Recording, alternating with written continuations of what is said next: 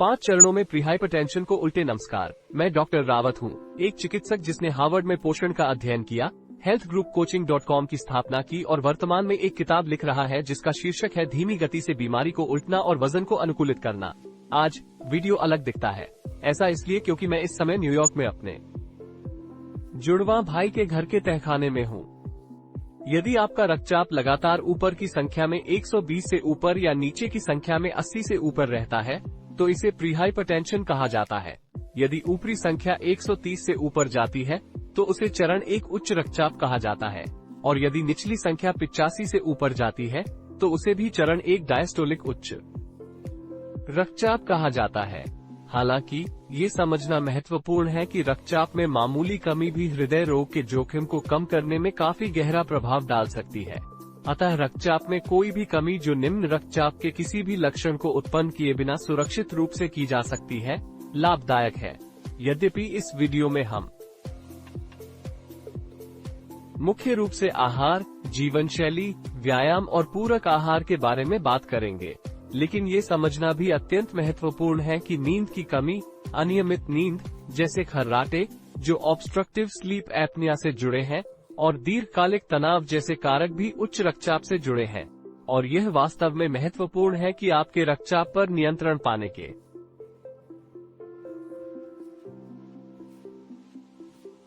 लिए खराब नींद, अव्यवस्थित नींद या दीर्घकालिक तनाव जैसे कारकों का भी पर्याप्त रूप से प्रबंधन किया जाए।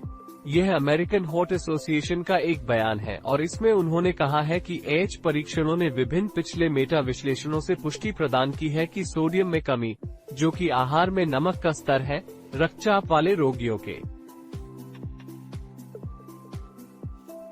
साथ साथ सामान्य रक्तचाप वाले व्यक्तियों में भी रक्तचाप को कम करती है और यह हृदय रोग और स्ट्रोक के जोखिम में सांख्यिकीय रूप से महत्वपूर्ण 20% की कमी के साथ जुड़ा हुआ है। यहाँ यह उल्लेखनीय है कि यह कम सोडियम आहार के साथ हो सकता है। प्रतिदिन 1500 मिलीग्राम से कम सोडियम का सेवन तब किया जा सकता है। अधिक सोडियम वाले खाद्य पदार्थों को कम सोडियम वाले खाद्य पदार्थों से प्रतिस्थापित किया जाता है। हालांकि यह ध्यान दिया जाना चाहिए कि आहार में लगभग सभी सोडियम अक्सर पहले से बने, पूर्व प्रसंस्कृत, अति प्रसंस्कृत भोजन से आता है। बहुत कम लोग अपने आहार में इतना अधिक सोडियम शामिल करते हैं, इसलिए यह महत्वपूर्ण है कि आप अपने द्वारा खाए जाने वाले खाद्य पदार्थों के लेबल की जांच करें, ताकि आप उन खाद्य पदार्थों की पहचान कर सकें जिनमें सोडियम की मात्रा अधिक है और जिन्हें बंद करने की आवश्यकता है। ये प्रदर्शित किया गया है कि आहार में सोडियम या नमक का सेवन बढ़ाने से रक्त वाहिकाओं पर सीधा प्रभाव पड़ता है। इस अध्ययन में नमक के सेवन और मूत्र में यूरिक एसिड, एल्ब्यूमिन या प्रोटीन उत्सर्जन में परिवर्तन के बीच संबंध को वाशिंगटन ने प्रदर्शित किया, जो कि गुर्दे की क्षति का सूचक है और ये दिखाया गया कि सोडियम या नमक के अधिक सेवन से सुआ, सीरम यूरिक एसिड के साथ साथ यूएई, मूत्र एल्बम उत्सर्जन में भी वृद्धि हुई। आहार में सोडियम को कम करना कितना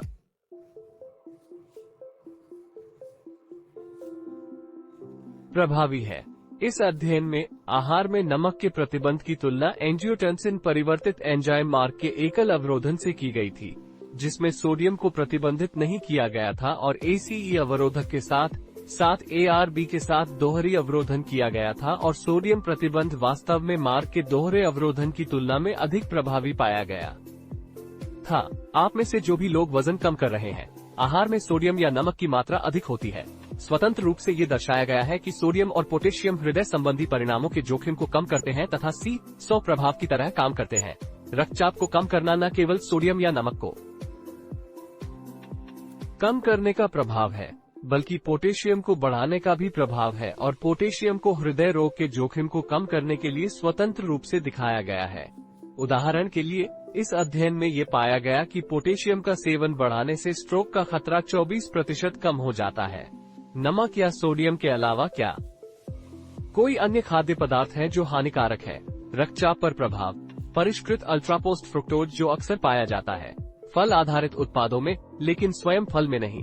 तो भोजन आधारित का मतलब है फल जैम, भोजन मुरब्बा, फलों का रस, भोजन आधारित आइसक्रीम या ऐसे खाद्य पदार्थ जिनमें उच्च फ्रुक्टोज कॉर्न होता है, सिर्फ जो प्रायः अत्यधिक प्रसंस्कृत फैक्ट्री में बने लंबे समय तक भंडारित जीवित खाद्य पदार्थ होते हैं रक्तचाप के लिए भी हानिकारक पाए गए हैं।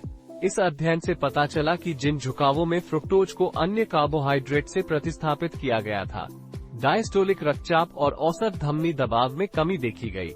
हालांकि सिस्टोलिक रक्तचाप पर इनका कोई महत्वपूर्ण प्रभाव नहीं दिखाई दिया। तो फिर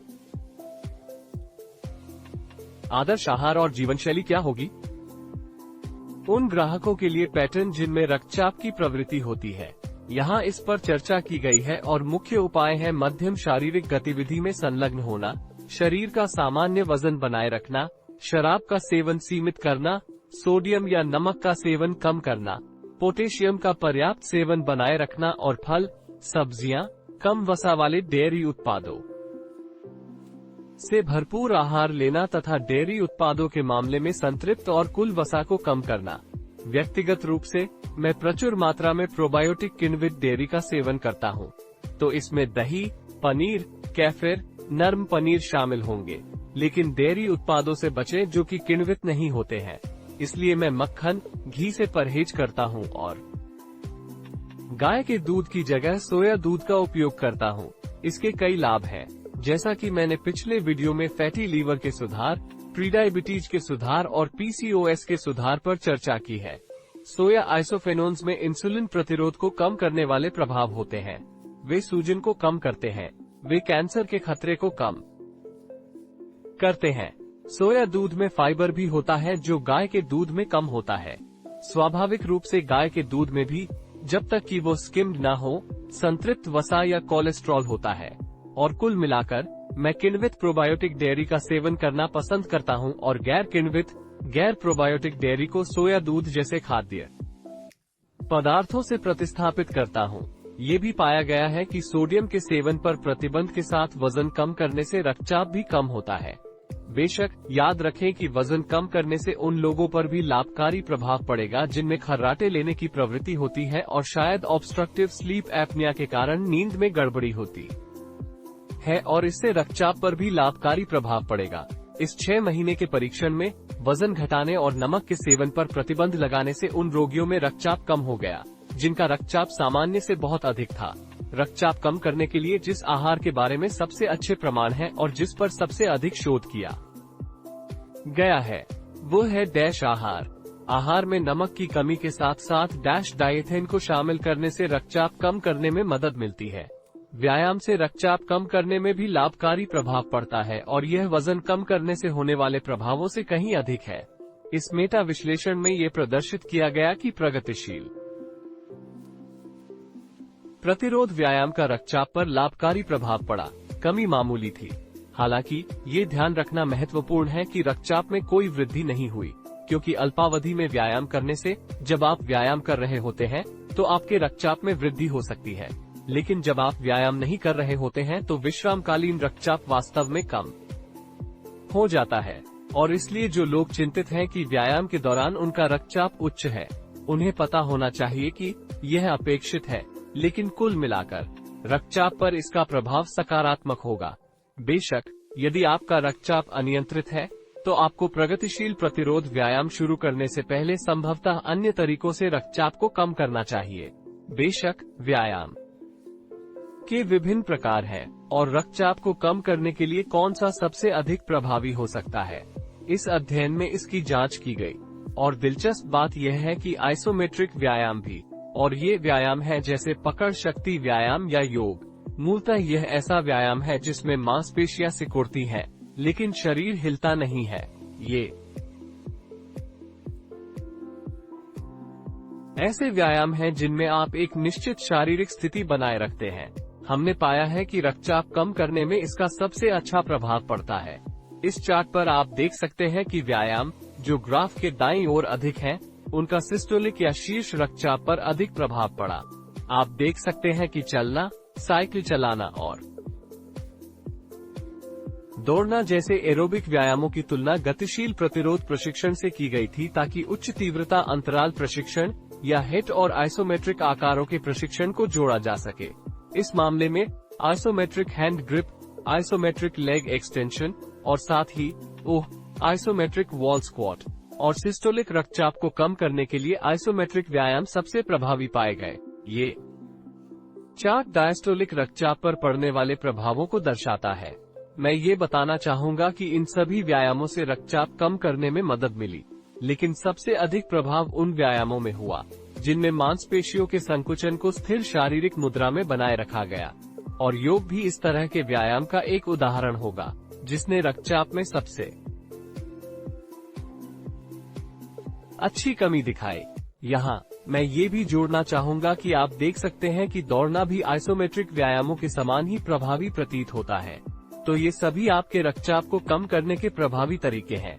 उच्च रक्तचाप को रोकने के लिए डैश आहार या आहार संबंधी दृष्टिकोण के संबंध में ऐसी पुस्तकें हैं जिन्हें आप पुस्तकालय में पढ़ सकते हैं। ऐसी वेबसाइटें हैं जिन पर आप जा सकते हैं, लेकिन मूलतः डैश आहार स्वस्थ आहार पर जोर देता है। फलों, सब्जियों, कम वसा वाले डेयरी उत्पादों, साबुत अनाज, मछली, मेवे, मुर्गी पालन आदि का अधिक सेवन तथा वसा, लाल मांस, मिठाई और चीनी युक्त पेय पदार्थों का सेवन कम करना। वसा, संतृप्त वसा और कोलेस्ट्रॉल की कुल मात्रा कम की जानी चाहिए तथा पोटेशियम, कैल्शियम, मैग्नीशियम, फाइबर और प्रोटीन जैसे खनिजों के स्तर को बढ़ाया जाना चाहिए। रक्तचाप बढ़ने से मूत्र में प्रोटीन उत्सर्जन बढ़ सकता है। अक्सर हम इसे ACR या एल्बुमिन क्रिएटिनिन अनुपात को मापकर मापते हैं। बेशक ध्यान रखें कि ACR में वृद्धि अधिक प्रासंगिक है अगर मूत्र में एल्बुमिन की मात्रा भी बढ़ जाती है। तो अगर मूत्र माइक्रोस्कोपी या मूत्र रासायनिक विश्लेषण से मूत्र में प्रोटीन का पता चलता है, यदि प्रोटीन में वृद्धि नहीं हुई है और ACR सिर्फ एक के कारण बढ़ी है, कम क्रिएटिनिन, जो अक्सर एक मार्कर होता है, यदि आपकी मांसपेशियों का द्रव्यमान कम है तो ये बात नहीं है, वास्तव में ये रक्तचाप या शुगर जैसी अन्य चयापचय समस्याओं के कारण गुर्दे की क्षति या गुर्दे की निरंतर क्षति का सूचक है। ऐसे लोग हैं जो इस बात पर आश्चर्य करते हैं कि क्या आहार में प्रोटीन को प्रतिबंधित किया जाना चाहिए। उनके मूत्र से प्रोटीन लीक हो रहा है। ऐसा तब नहीं होता जब किडनी फेल होने की स्थिति देर से आती है। यूरीमिया का खतरा है। प्रोटीन को कम करने की आवश्यकता नहीं है। वास्तव में यदि आप प्रोटीन खो रहे हैं तो ये बिल्कुल विपरीत है। जैसा कि हमने पिछली स्लाइड में देखा था, आपको प्रोटीन का सेवन बढ़ाने की जरूरत है, क्योंकि जैसा कि हमने प्रीडायबिटीज और अन्य चयापचय समस्याओं के उलट होने के साथ देखा है, नुकसान मांसपेशियों की सूजन इंसुलिन प्रतिरोध में शामिल है और यह अपने आप में एक स्वतंत्र भड़काऊ कारक भी है। जैसे जैसे हम बड़े होते हैं, इसे कहा जाता है सार्कोपिनिया या मांसपेशियों की हानि। अन्य के साथ उम्र बढ़ने के साथ जो चीजें घटित होती हैं, इसमें ऑस्टियोपिनिया या हड्डी का नुकसान, ऑस्टियोआर्थराइटिस शामिल है। उम्र बढ़ने के साथ जोड़ों में भी अत्यधिक वसा का संचय होता है। इन सभी चीजों के साथ साथ अन्य चीजें भी प्रतिरक्षा वृद्धावस्था कारक कारण है। जैसे जैसे हमारी उम्र बढ़ती है, शरीर में सूजन बढ़ती जाती है। हालांकि मैं इस बात पर प्रकाश डालना चाहूंगा कि पादप प्रोटीन सामान्यतः स्तनधारी प्रोटीन की तुलना में कम सूजन पैदा करने वाले होते हैं, इसलिए मैं हमेशा सोयाबीन को प्राथमिकता दूंगा। एडामे, टोफू, टेम्पे, दाल, फलियां, सेम, छोले, मछली और कम वसा वाले सफेद मांस के साथ, जैसे चिकन, पोल्ट्री, अंडे और टर्की। लाल मांस जिसमें स्तनधारी भड़काऊ प्रोटीन होते हैं, तो मैं निश्चित रूप से खाद्य पदार्थों की सलाह दूंगा, जैसे कि गोमांस, बकरी, भेड़ और सूअर का मांस कम से कम खाना चाहिए तथा इनका सेवन बहुत कम करना चाहिए। अच्छी खबर यह है कि कुछ निश्चित हैं ऐसे खाद्य पदार्थ जिन्हें आनंददायक कहा जा सकता है, खाद्य पदार्थ जिनका भी प्रभाव हो सकता है रक्तचाप कम करने में, और यह कुछ ऐसा है जो हमने देखा PCOS के उलटफेर पर पिछला वीडियो भी। यह एक मेटा विश्लेषण है जिसकी जांच की गई है, चाहे डार्क चॉकलेट, और व्यक्तिगत रूप से मैं 90% डार्क चॉकलेट का उपयोग करता हूँ।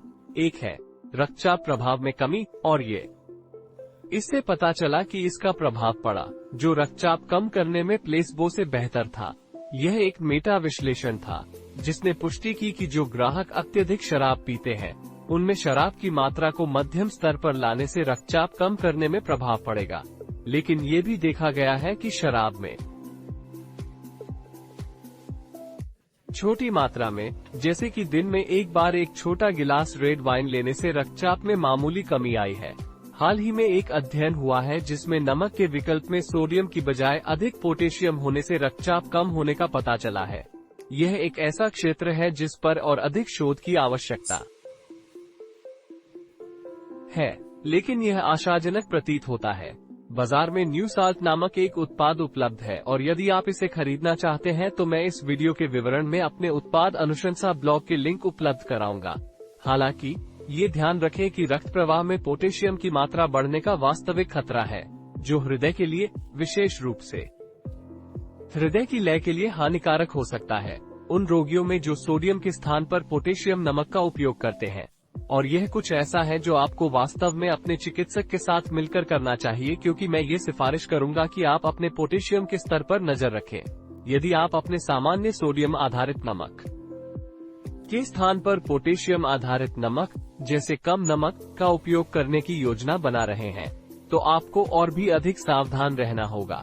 यदि आप कुछ ऐसी दवाएं ले रहे हैं जो आपके पोटेशियम के स्तर को बढ़ा देंगी, और इनमें रक्तचाप की दवाएं जैसे ARBs भी शामिल हैं, और इसलिए ये आमतौर पर निर्धारित दवाएं हैं जैसे कि लोसोटिन, कैंडी, सार्टिन, हर्बिकाटिन या ACE इनहिबिट, जो आर्टिन के साथ समाप्त होती हैं, और इसलिए ये सामान्य रूप से निर्धारित रक्तचाप की दवाएं हैं जो एक प्रिल के साथ समाप्त होती हैं, जो आमतौर पर प्राइमप्रिल, लिसिनोप्रिल, एनालेप्रिल, साथ ही कुछ अन्य दवाएं होती हैं जिनमें पोटेशियम बढ़ाने के साथ मूत्रवर्धक प्रभाव भी होता है, और इनमें पैरानोलैक्टोन जैसी दवाएं भी शामिल होंगी। यदि आप इनमें से कोई भी दवा ले रहे हैं तो सामान्यतः मैं यह अनुशंसा नहीं करूंगा कि आप सोडियम आधारित नमक के स्थान पर पोटेशियम आधारित नमक का उपयोग करें। और यदि आप ये दवाएं नहीं ले रहे हैं तो आप अपने चिकित्सक के साथ मिलकर इस पर विचार कर सकते हैं, क्योंकि मैं ये भी सुझाव दूंगा कि आप अपने पोटेशियम के स्तर पर नजर रखें ताकि यह सुनिश्चित हो सके कि प्रतिस्थापन करते समय ये बहुत अधिक न हो जाए। तथापि यदि आप उस प्रतिस्थापन को सहन कर सकते हैं तो इस बात के प्रमाण है कि इससे रक्तचाप कम हो जाएगा। इस अध्ययन में ये दर्शाया गया कि जिन व्यक्तियों को स्ट्रोक का इतिहास था या जो उच्च रक्तचाप से पीड़ित थे, 60 वर्ष या उससे अधिक उम्र के थे, स्ट्रोक, प्रमुख हृदय संबंधी घटनाओं और किसी भी कारण से मृत्यु की दर उन ग्राहकों में कम थी जिन्होंने नियमित नमक का सेवन करने के बजाय नमक के विकल्प का उपयोग किया था। जैसा कि हमने पहले चर्चा की थी, वजन कम करने से रक्तचाप कम करने में लाभकारी प्रभाव पड़ेगा, खासकर इसलिए क्योंकि इससे खर्राटों और ऑब्स्ट्रक्टिव स्लीप एपनिया के कारण होने वाली अव्यवस्थित नींद पर लाभकारी प्रभाव पड़ेगा। क्या ऐसे कोई तरीके हैं जो कम वसा वाले आहार के समान संपूर्ण खाद्य आहार का पालन करने के अलावा वजन कम करने के लिए विशेष रूप से फायदेमंद हैं? सोडियम आहार। ये समय प्रतिबंधित आहार और रक्तचाप पर इसके प्रभाव का एक मेटा विश्लेषण है, और इससे पता चला कि जिन ग्राहकों ने समय प्रतिबंधित आहार लिया था उनके सिस्टोलिक या शीर्ष रक्तचाप में उल्लेखनीय कमी आई थी, जो कि सिस्टोलिक या शीर्ष रक्तचाप पर आंतरायिक उपवास का एक हल्का रूप है। बेशक समय पर भोजन करने से लाभकारी हार्मोनल प्रभाव के साथ कैलोरी प्रतिबंध प्रभाव भी होता है, और इसका बहुत सारा प्रभाव स्वयं वजन कम होने के कारण होता है। यदि आप मेरे पिछले वीडियो देख रहे हैं तो मैं आपको बता दूं कि समय प्रतिबंधित आहार देने का एक निश्चित तरीका है, जिसे मैं शीघ्र समय प्रतिबंधित आहार देना कहता हूं। यह आपके हार्मोन के अनुरूप भोजन करना है, उस समय जब आप इंसुलिन के प्रति अधिकतम संवेदनशील होते हैं और इंसुलिन प्रतिरोधी नहीं होते हैं। उस समय जब आपके मेलाटोनिन का स्तर, जो इंसुलिन का प्रति नियामक हार्मोन है, अधिक नहीं होता है। इसलिए अधिकतर दिन के समय भोजन करें तथा शाम और रात के समय कम भोजन करें। इसके अलावा मैं कुछ हद तक क्रोनोल पोषण की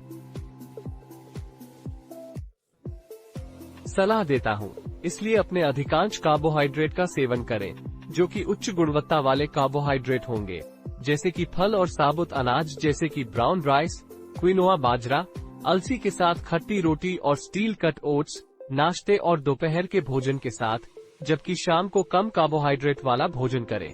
मैं नाश्ते और रात के खाने के बीच कम से कम 14 घंटे का अंतराल रखने की भी सलाह देता हूं, और इसलिए यदि आप सुबह 9 बजे तक नाश्ता खत्म कर लें, उदाहरण के लिए आपको शाम 7 बजे के बाद कैलोरी युक्त कोई भी चीज नहीं खानी चाहिए।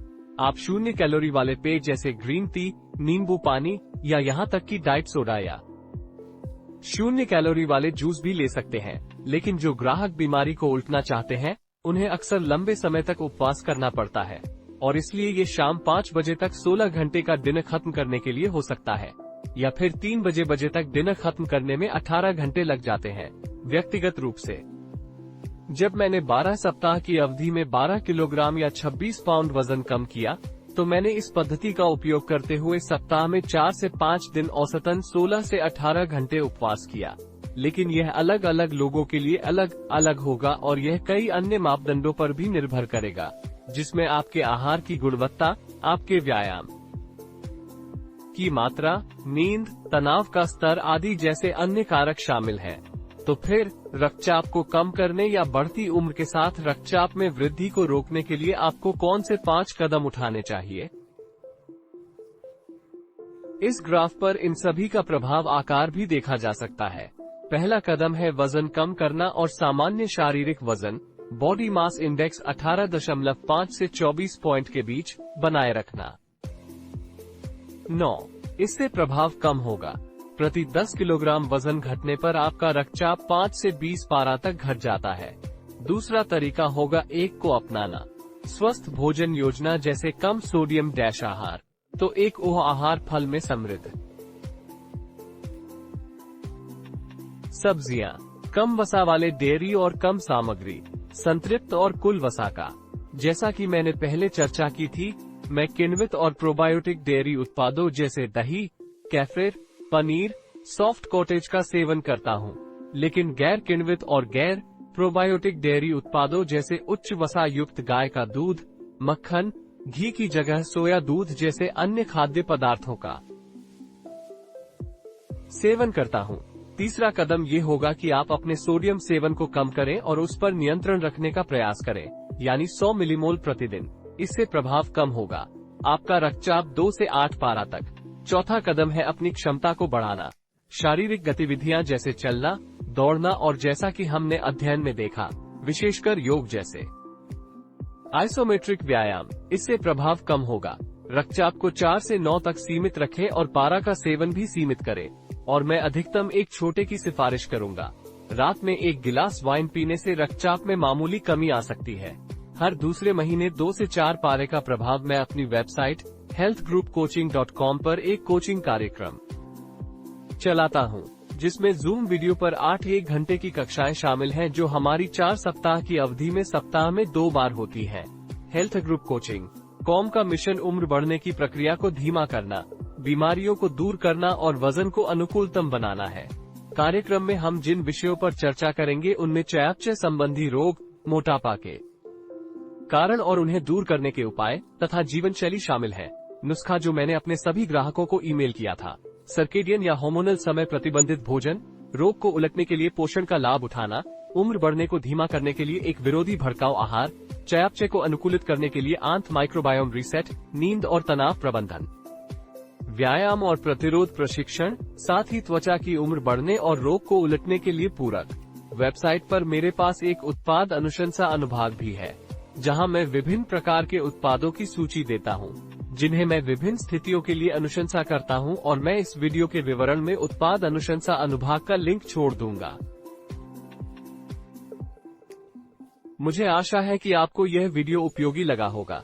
यदि आपने ऐसा किया है तो कृपया इसे लाइक करना ना भूलें।